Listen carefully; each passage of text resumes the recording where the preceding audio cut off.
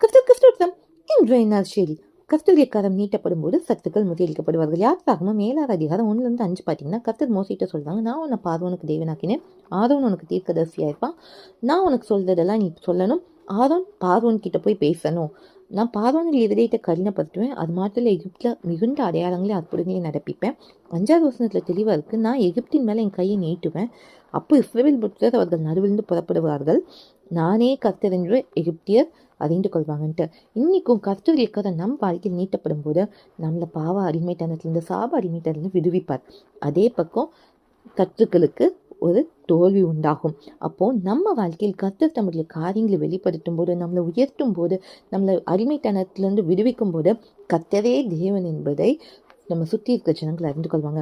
இன்னைக்கு நீங்கள் கர்த்தர்கிட்ட கேளுங்க, கர்த்தர் உங்களுடைய கரை என் மேலே வைக்கப்பட்டும்பா, என்னை ஆசீர்வதிங்க, என்னை விடுவீங்க, உங்களுடைய நாம என் வாழ்க்கையில் மகிமைப்படணும்னு சொல்லும்போது கர்த்தருடைய நீட்டப்பட்ட கதை உங்கள் வாழ்க்கையில் அற்புதம் செய்யும். இதுவே இன்றைய நற்செய்தி. உண்டாகட்டும்.